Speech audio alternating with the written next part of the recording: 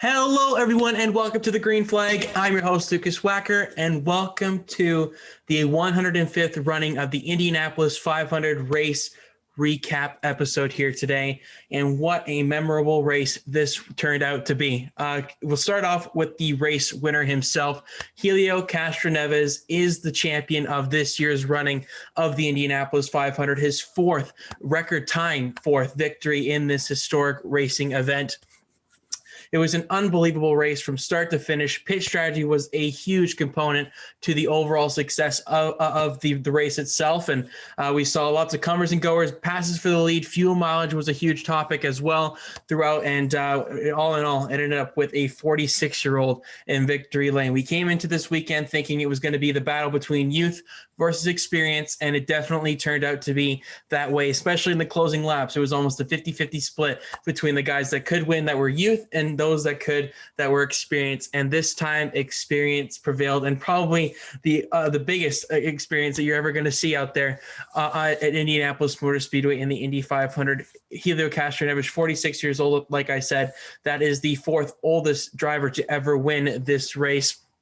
He ties A.J. Foyt, Al Unser Jr., and Rick Mears with the fourth for most Indy 500 wins, and a historic accomplishment for him. He was absolutely elated, as you would expect an Indy 500 champion to be. He was running up and down the front straightaway. He did his iconic rise through the fence there and climbing of the fence, and it was just an awesome race, and I couldn't be more happy for Helio Castroneves, and we saw that from all the drivers, his competitors, team owners, and everything like that. That was just a fan favorite victory there for sure. And also for Meyer Shank Racing, this is their first ever Indy 500 victory, so congratulations to them. That's a huge accomplishment for that entire team, and for only having two cars, usually one with Jack Harvey on each and every weekend. Helio Castroneves being this kind of one-off second entry, he still shows that he has a lot left in the tank. Kind of got pushed out of IndyCar for the youth movement that we're seeing so much at the forefront of the sport, especially so far to start 2021. But for the first time in his career, he's won an IndyCar race with a team besides Team Penske. This is obviously his first kind of venture beyond that stable there. So it's kind of fitting after Roger Penske buys the sport last season. Well, Helio Castroneves ends up winning it here for the Indianapolis 500 in basically Penske's backyard, if you will, though, that he owns the place. So a huge congratulations to everybody involved. The celebration was just as entertaining as the race was from start to finish, but we saw a lot. It was just great to see the stands packed again. It's crazy to think that Indianapolis can fit more fans in there, and that's like about 50% capacity what they had there today, which is absolutely mind-blowing because it almost looked packed from the camera shots that we saw. But just an incredible, from the pre-race to the overall race itself. Does it go down as the most memorable, or does it go down as the greatest Indy 500 of all time, the fastest Indy 500 of all time? That's for sure. That's proven by the stats, with only 2 caution flags through this one, through incident, one with the pit road thing that happened early on. And then as well, we had a bit of a bigger one with Graham Rahal a little bit later on in the race. But we'll talk about those 2 incidents a little bit later on. But yeah, this was I would love to know your guys' thoughts in the comment section below. Was this the greatest Indy 500 of all time? Because it definitely had the components to kind of build up to and definitely deliver on that kind of statement there. So really impressive showing. It was one of the greatest racing events that I've ever seen, just from an on-track perspective, and just the significance of having fans back at the track, the largest spectator sport event that we've had since the pandemic began last year, of course. So huge congratulations to Roger Penske and everything for putting this on. It seemed like it went really well, and this is going to be a memorable race that we're going to talk for years and years to come, not only for the winner and what that all signifies in terms of Indy 500 history, but for the actual race itself. Lots of passing, lots of comers and goers. And there were some favorites that hit some struggles along the way as well. But we were live tweeting on our Twitter account at the Green Flag Pod throughout the race. So we'll kind of go through the main incidents through that portion for this portion of the episode. It was an incredible race. I can't preface that enough. If you missed it, you definitely missed out, because this is going to be one that's talked about for a long time. But we had Scott Dixon on pole for this one, has looked lights out in the month of May at Indianapolis Motor Speedway through the practice sessions, and he led Carb Day on Saturday before the race started for the final practice session. Seemed like he was very built to be out front and in the clean air, and he looked pretty sporty early on. Didn't lead very long. Colton Herna takes the lead from him on the first lap, and it was kind of this battle between who wants to lead and who wants to kind of follow, because the leader is at such a disadvantage when it comes to leading the race, when it comes to fuel mileage, because you're basically having to pull the car behind you along, and the advantage from being behind him, you're in that driver's draft. So you can kind of go part throttle down the straightaway, let it go a little bit more, coast in.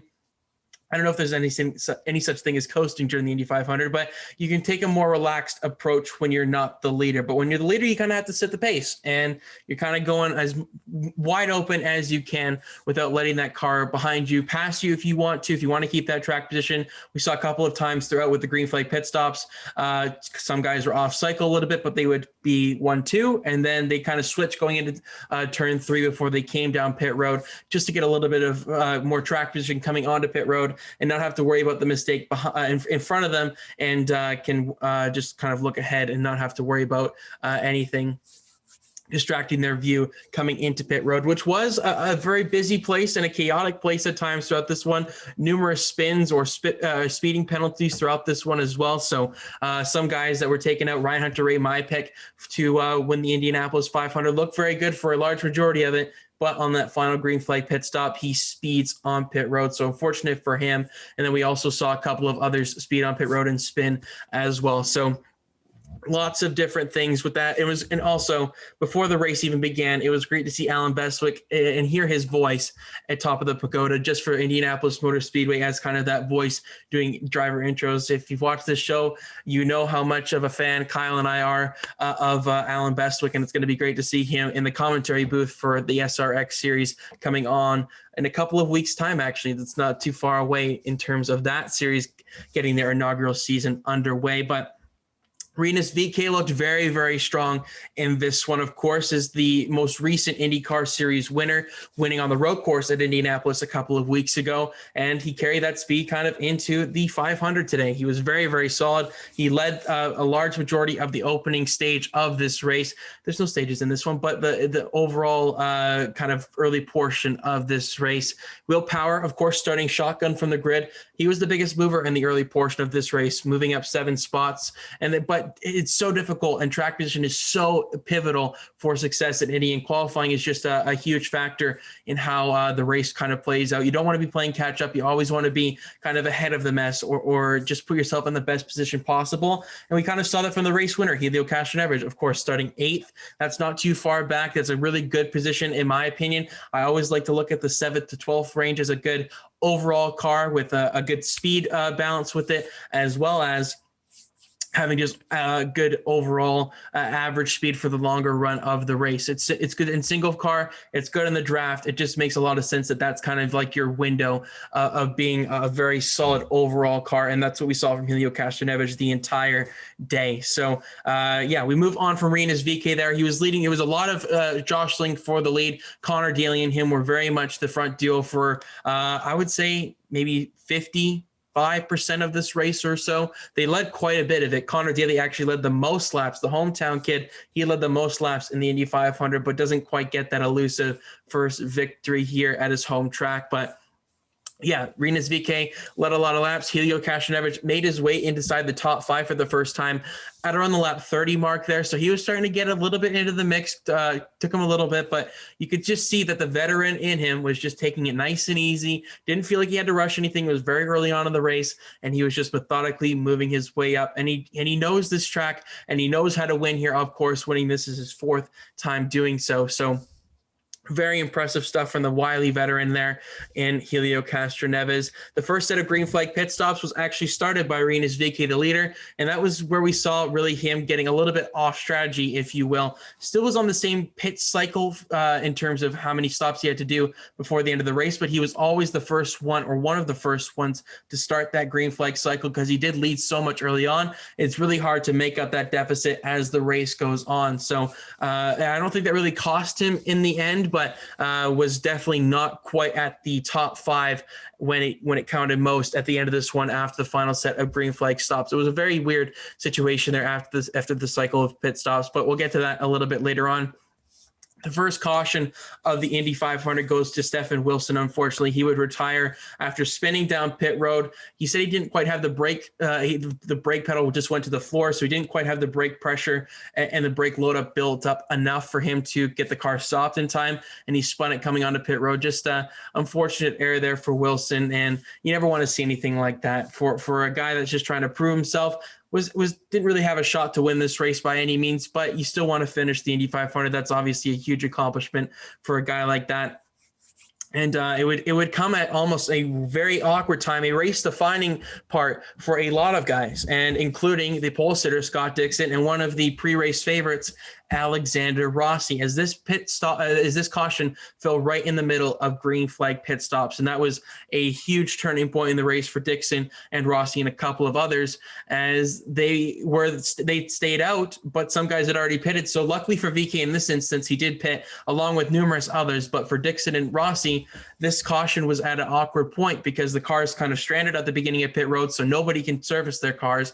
So they ended up kind of running out of fuel. They had to come down pit road for emergency service and fill it up. And as a result, Scott Dixon actually stalled the car. They had to take the engine cover off of it to try and get it refired and work on it quickly. He lost a lap because of it, as well as Alexander Rossi experienced some similar issues. And both of these guys would go one lap down very early on in this race. And unlike NASCAR, there is no free pass in IndyCar. You have to do it the hard way if you want to unlap yourself. You're going to have to get past the leader, hope for a caution that's going to fall your way, and then you have to repass everybody again. And that was the task that Scott Dixon and Alexander Rossi were kind of under. And unfortunately for them, they didn't really get to recover to their full capacity, specifically Rossi. Very disappointing day. We'll talk about him and the notable finishers a little bit later on in this one. But like I said, Wilson, the first retirement of the race. Not many retirements in this one. I believe it's only 2 due to the 2 incidents in this one. So I'm really unfortunate there for Wilson, and the pit stop and the caution fell right in the middle of green flag stop. So it was just kind of a double whammy, if you will, for the competition in that sense. But that was the huge kind of trouble early on in this one. After that, we look to around lap 45 or so. Now Colton Herna emerges in the lead, and Rinus VeeKay would be right there in second spot. Second spot after that one. And Rossi and Dixon, during that caution, Rossi gave Dixon a little bit of like, let's go forward here and let's work together as much as we can. And it's just so difficult to pass at Indy, and the cars are so evenly matched, and it's so difficult in dirty air that it was very difficult for them to try and make up that lost ground. And it was just too tough of a task, even for some of the most talented drivers in the sport, to even perform or get close to what their cars are probably capable of here at Indy. So Alexander Rossi's disappointing season kind of continued on from that. Dixon salvaged what he could, but like I said, we'll look at them a little bit in the notable finishers where they ended up finishing in this one. As I mentioned earlier, Connor Daly takes the lead for the first time on lap 51. The crowd roars for the hometown kid. Really, really awesome just to see and hear the fans going nuts. You really take for granted how much fans add to a sport. We've seen it in multiple other sports that are welcoming fans back: hockey, basketball. We saw a little bit with football, of course, with the Super Bowl a couple of months ago. Just how pivotal that noise and that real life cheer is when you have the speaker stuff and try and bring that element to the table. It's just not quite the same. And just to see thousands and thousands of people in the stands, which is an amazing sight. And we really heard them roar, specifically for Connor Daly, but as well when Helio Castroneves took the lead in the later stages of this race. VK led the green flag pit cycle again, once again on lap 69. And that was really where I definitely saw how much earlier he had to pit in respect to the competition. It was him and Connor Daly after that first set of green flag stops there that they really had to kind of extend their fuel, and they couldn't quite do it. They would always be the guys that lead the pit cycle by numerous laps. A lot of the competition really held off for sometimes 10, 12, 15 laps as the race went on, because they were just burning so much more fuel being at the front of the field, while others were able to kind of save some more in that middle pack area. But they didn't really, but luckily for VK and for Daly, they had the speed in their cars to kind of compensate with the guys that could go longer on the fuel. So it didn't really come as too much of a detriment to their overall finishing position in this one. And like I said, the guys that extend their stint by 10 plus laps include the names of Colton Herna, Helio Castroneves. Helio Castroneves was another one as well. And it was just one thing after another there. The race just moved so quickly. Like I said, the fastest Indy 500 in history. You really felt the pace of this one lap after lap after lap. You blink and you almost miss 10 laps because of the pace that these guys were running at consistently. And then at the halfway point, the top 10 was very, very much mixed up, but you kind of got your names that were going to be at the end of this one by then. You're starting to see some favorites emerge, or who had some pace to really challenge for the victory, and I get that, of course, coveted milk in victory lane. The top 10 at the halfway mark was Connor Daly, Rinus VeeKay, Pato O'Ward, of course, going for his first Indy 500 trophy. He was in third. Ryan Hunter-Reay looked very good in fourth, and then in fifth we had Colton Herna, Alex Palou in sixth, Helio Castroneves in seventh, Graham Rahal in eighth, defending race winner Takuma Sato in ninth, and Joseph Newgarden had worked his way inside the top 10 for the first time at that point in time. He previously, on the first cycle of stops there, on the second cycle of stops, he worked his way up inside that top 10 by pitting even earlier than VK and Daly, just to try and get a little bit of track position and get some clean air on the nose and really just go for it. And that was really the kind of strategy they played from then on out for Newgarden, was to pit early and try and stretch the fuel as long as they could, but at least get that advantage of clean air after their first pit stop. So it was very interesting to see at that halfway point who is leading in this one. And when you don't have the like of Scott Dixon up there or Alexander Rossi, it gives some guys a little bit more of an opportunity. The youth movement, if you will, it was very much at the front of the field. And that one, you can see the top three there, of course, with Daly, VK, and O'Ward just really taking it to the veterans. But at the end of the day, you all know the end. You all know the end storyline there with Helio Castroneves winning this one. But we move on to around lap 120 here. It was a huge, huge incident here for Graham Rahal. Unfortunately for him, he was doing a miraculous job at extending the fuel. He was the longest one, or one of the last ones, to extend the fuel window as far as he could. He was getting exceptional fuel mileage, and it's just an unfortunate mistake, an unforced error on the pit crew's part, as the left rear tire was not screwed tight enough, and as he was leaving pit road, he would have emerged probably and cycled through to about the 6th or 7th spot there. So was looking really, really good in terms of winning this race. Was getting excellent fuel mileage, like I said, and had really strong pace as well.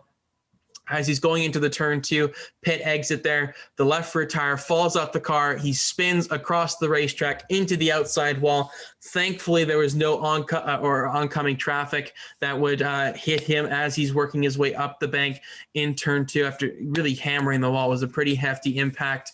And then the leaders were kind of coming out of turn 1 there, so it was close, but luckily most of them avoided it, except for Connor Daly, who hit, unfortunately, Graham Rahal's struck-in loose tire as it was bouncing down across the track. And this is where you have to praise IndyCar and the safety that they have done with the safety innovations with the aero screen. It bounced off the nose of the car, kind of hit the aero screen as it was bouncing. Daly had nowhere to go. He saw it too late. He caught it too late while it was bouncing across the track, and it was a pretty hefty impact.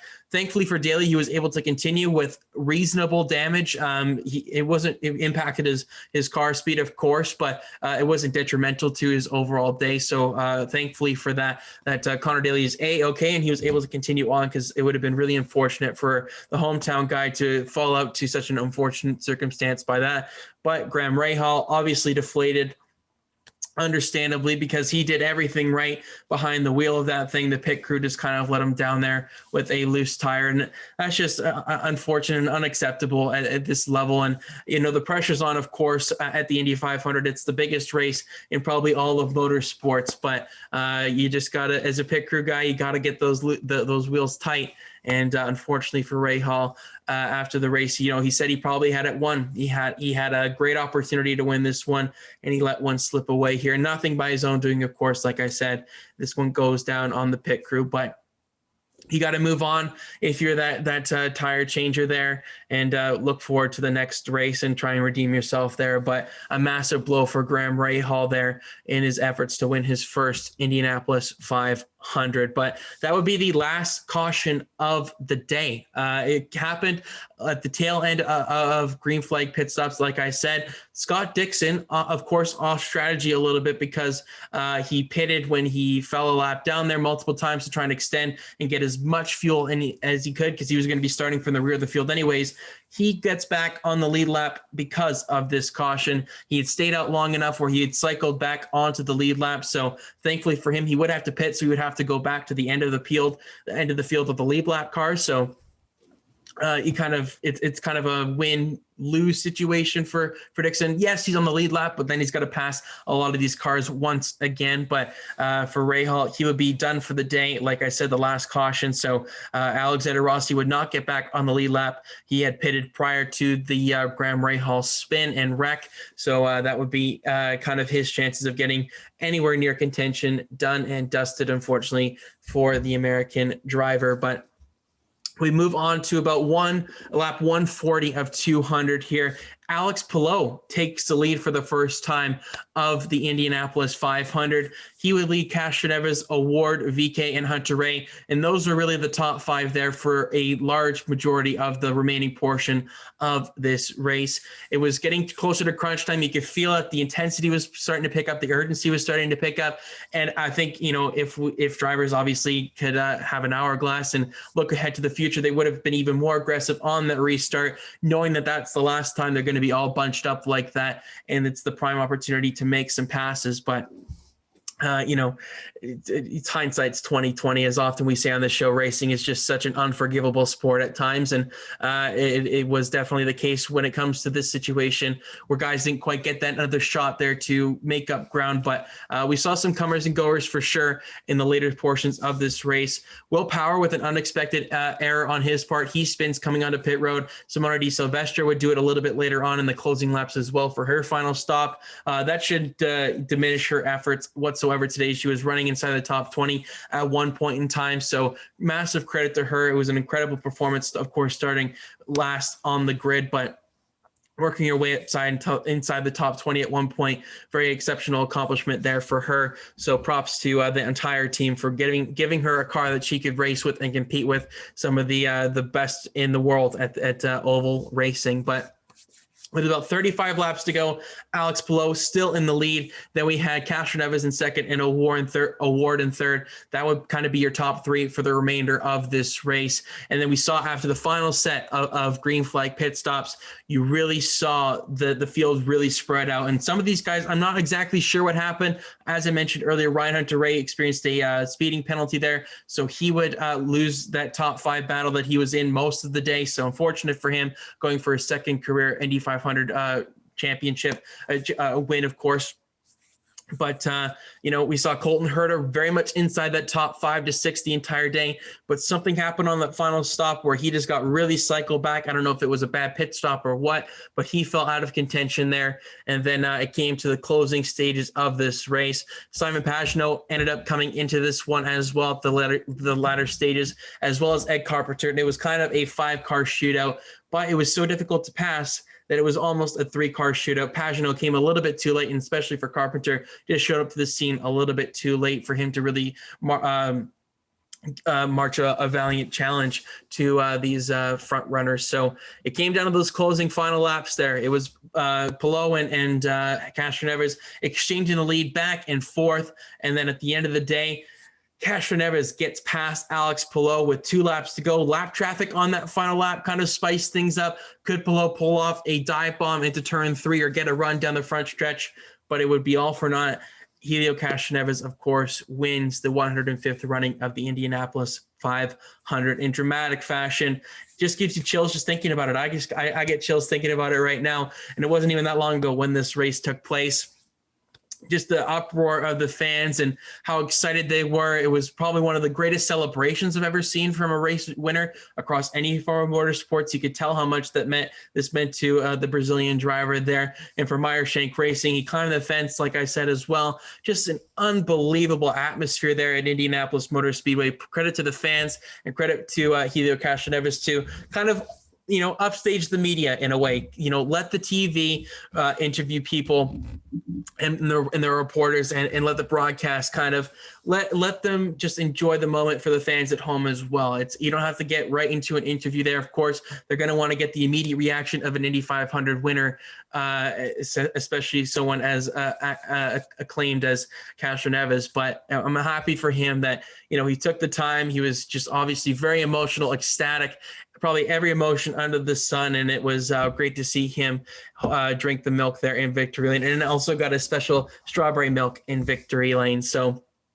just I can't give him enough credit for the drive that he put on today. He just methodically worked his way up, pounced at the right time on the competition. Unfortunate for Palou, of course, winning the season opener this season, couldn't quite get that second career victory in one of the biggest races in the world. But just goes to show you that the veterans, and specifically Castroneves, he still has a little bit left in the tank after people wrote him off, and he went to endurance racing and still is kind of in the endurance racing scene, won the IMSA championship, of course, last year. So he's definitely got the tools to still compete at a very, very high level. And we would obviously welcome Helio Castroneves back with open arms, with the personality that he is, the energy that he brings, and he exudes each and every time he's in an interview or just behind the wheel of a race car. You can just tell how much he loves what he's doing, and the emotion really came across in this one. So just great. And then as well, after the race, on his parade lap around the track, of course, the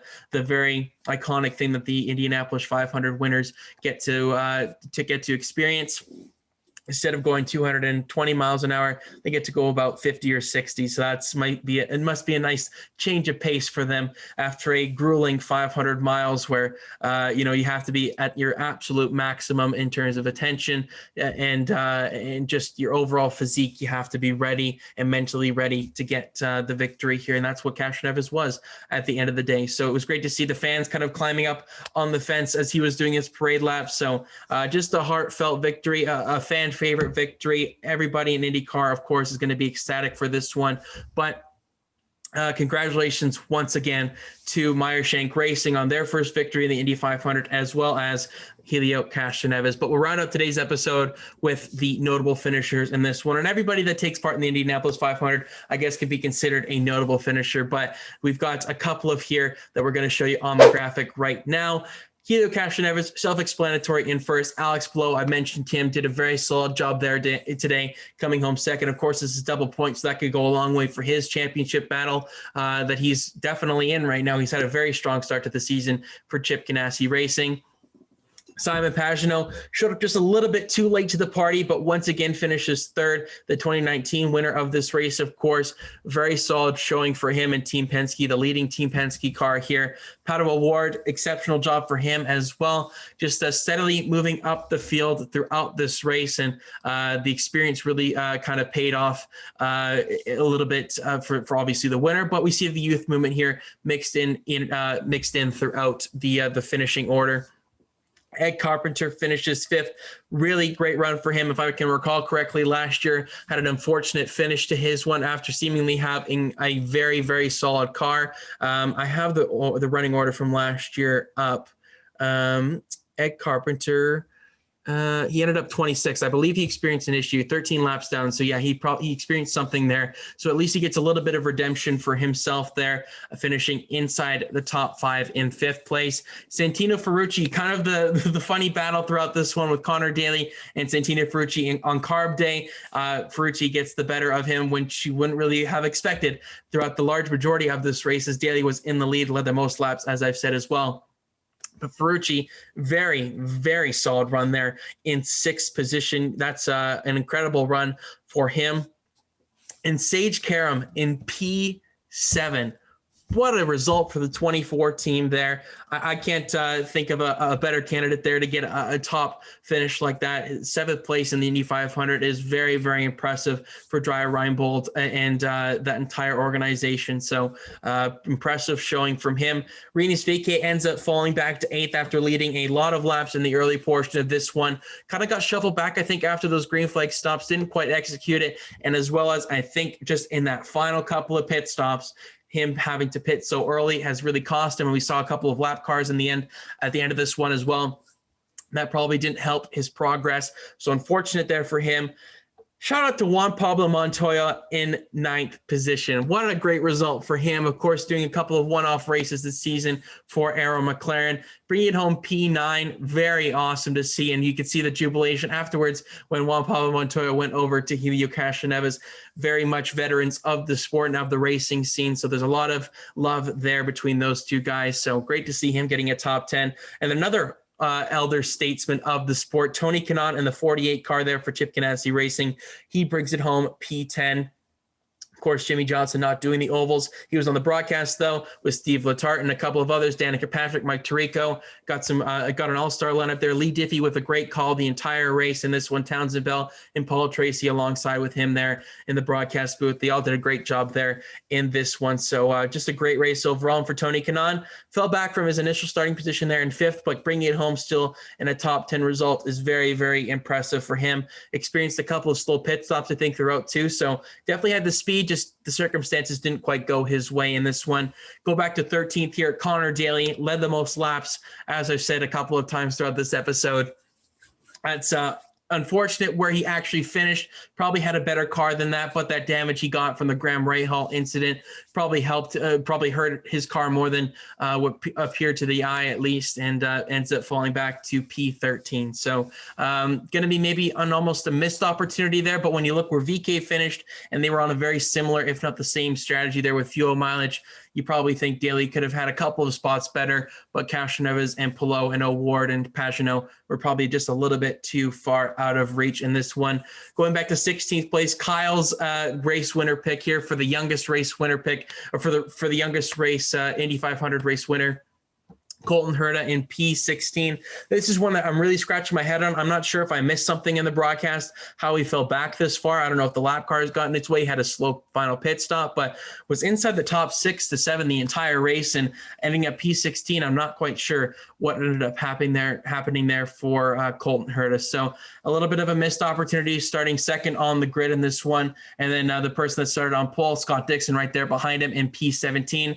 Recovered from the lap down to get to P17 is still very solid. Looked like he maybe had a chance to maybe win the race at the end as well, because he could make it to the end on one final stop there, and he can make it to the end while everybody else had to pit once, but him having to save that much fuel didn't allow him to go at full pace like some of these other guys, and he just got bypassed very easily and didn't quite get the finish he probably deserved with the speed that we saw throughout the couple of weeks leading up to the Indy 500. But, he's definitely had his glory here at Indianapolis, finishing second last year, and didn't quite get the redemption story from last year's second place finish for this year's result. But the final notable finisher for this one, I've talked about him plenty already, Alexander Rossi back there in 29th, the former winner of this event. Just disappointing. Just his bad luck continues. It's ridiculous how much he's snake bitten, it seems, right now. But hopefully we'll get to see Alexander Rossi very much at the forefront. He's kind of lost out on the championship battle already to start this season. So it's going to be another kind of lost year in the books for the 27 driver. And we're going to see what happens in the future with a lot of these guys. The youth movement is very much in full swing, but that has been the notable finishers from the 105th running of the Indianapolis 500. Overall impressions from this one, I can't say enough about the entire the organization of this event leading up to it, having Indy back at its rightful place at the end of May here, leading off the Memorial Day weekend here with the Coca-Cola 600 starting and probably happening when you're watching this as well. So it's very much full swing in the motorsports calendar. And Monaco last week, Indy 500 earlier today, Coca-Cola 600 to end the day. Just a perfect couple of weeks really in motorsports. But to give this an overall grade, I got to say, this is probably a 10 out of 10 race. I got to be completely honest. This is one of the greatest, if not the greatest Indy 500 I've ever experienced in my lifetime. Of course, you probably, it's the fastest one, so it went by a little bit quicker. Maybe you didn't get your bang for your buck per se in terms of letting it draw out and the spectacle growing. But the speed, the spectacle that it is really just magnifies this race as a whole. 10 out of 10 race. The passing for the lead was very, very much entertaining throughout. It didn't seem like it was too hard to pass people at the front. The draft was, I think, perfect in terms of the balance of not making it too easy, but not making it too difficult for the guy in second or the guy in third to make a pass. But definitely overall, congratulations to Helio Castroneves. And I think that really what's bumped it up. The actual entertainment, the finish of this one, the race winner, of course, is going to add to the overall rating to a race as big as this one and as historic as this one, and the implications of this in terms of history-wise, with him tying for the most Indy 500 wins of all time. Man, if he could break the record and get 5, if somebody would just sign him up, Meyershank, I'm sure he would welcome him back with open arms for next year to try and break the record. But it's incredibly difficult to go back to back, as we've seen in many, many years past. So definitely a 10 out of 10 race. Let us know your thoughts in the comment section below. What would you give this Indy 500 an overall score of? I'm curious to know. We'll definitely reply to your comments when you leave them down there. But I think that'll wrap it up for today's episode. I really hope you enjoyed this one. Make sure to follow us on Instagram at The Green Flag Pod, as well as Twitter at The Green Flag Pod. Subscribe to the YouTube channel. Leave a like on this video if you enjoyed it. We would really, really appreciate it. Closing in on 100 subscribers. So thank you all so much for your support. And we'll definitely keep up the content as the summer months roll along here, with motorsports still in full swing. Formula One getting back in action at Baku next weekend. And of course, NASCAR continuing on with their season, and IndyCar continuing on with their season as well. But once again, congratulations to Meyershank Racing's Helio Castroneves on his 4th Indianapolis 500 victory. Stay tuned for the Coca-Cola 600 recap coming up over the next 24 hours or so. So come back for that one. But for this episode, I've been Lukas Wacker, and enjoy the Coca-Cola 600, everybody. Come back for that one, and hope you enjoy the Indianapolis 500.